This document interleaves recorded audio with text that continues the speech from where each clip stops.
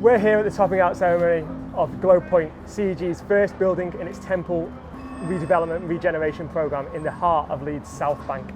I'm here with Eamon Fox from Knight Frank to talk about the state of the office market in Leeds. So Eamon, we had 5 new starts in terms of buildings in 2021 in the city. This is the first one to complete in 2022. Yes. How optimistic are you about people returning to the city to work and to enjoy it?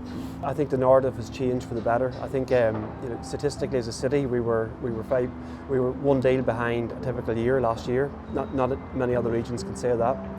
I think the pandemic has taught us that the office has a future, and predominantly in cities like Leeds and schemes like Temple where exemplary buildings are being built.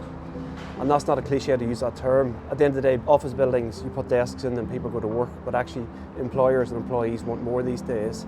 They want amenity, they want end of journey facilities, but they also want a building that's going to enhance their brand and speak about them as a concept, as an employer.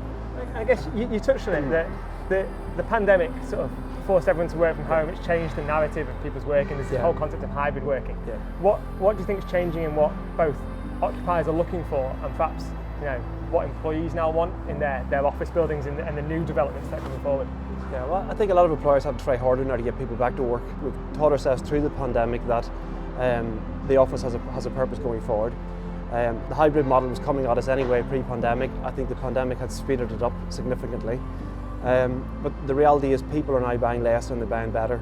And the statistics that we see in Leeds, typically in the incumbent occupier base we have tend to downsize by 30% when they relocate, but they tend to upscale their quality by about 25%. But then you look at the wider piece and you say to yourself, who is coming to Leeds? So without too much difficulty, we can track at least 500,000 square feet of occupier demand that is looking at Leeds with some intent, and circa 170 to 200,000 square feet of that is imminent and in decision-making mode and planning for making those decisions within the next 12 to 18 months. That's quite exciting. Is that demand that's coming out of other cities or expansion or internationally? Do you know? I think the predominant narrative is about how we diversify from the southeast rather than poach from other cities. You look at the cost of a typical software engineer in Leeds, £43,000 per annum. That same resource in London will cost you £63,000. So there's a very compelling business case as to why you would go and move people to a city like Leeds. And I guess the one that's always interesting is that cost per square foot of space in Leeds has been steadily increasing. Yes. What are you expecting that to continue to do in 2022? Yeah. Well, I think very simply, I think occupiers do not mind about rent, because rent is a byproduct of quality, and the better the quality, the better the rent. So therefore, people will pay for quality. I think in a regional context, we are now firmly at £34 a square foot in Leeds. I believe we will be at £36 by the year end.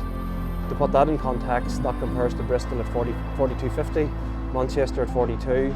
We're still good value for money, but the important thing to remember is occupational costs and the backbone costs of running any business are typically no more than 15 to 16% of that overhead, whereas people are 55 to 60%. So therefore, which is more important? So you can see the maths. You spend a little bit more on property to improve attrition rates and get the best talent, you're onto a winner. And then lastly, I guess, ESG has been the buzzword for at least the 2020s so far. Yes. How do you see that playing into the future of occupiers' demands? I think it is something we can't avoid. I think we've spent 5 years where occupiers have been focused on accreditations, from BREEAM Excellent to EPC branding to the various Fitwell and Cycle Score ratings that are out there. I think that is here to stay, but the narrative is now very much about how do I get into a planet-friendly building that's going to support my corporate agenda. And I think we have gone past the stage where that needs to be achieved for a corporate statement. That is actually a real thing that people are supporting with genuine empathy.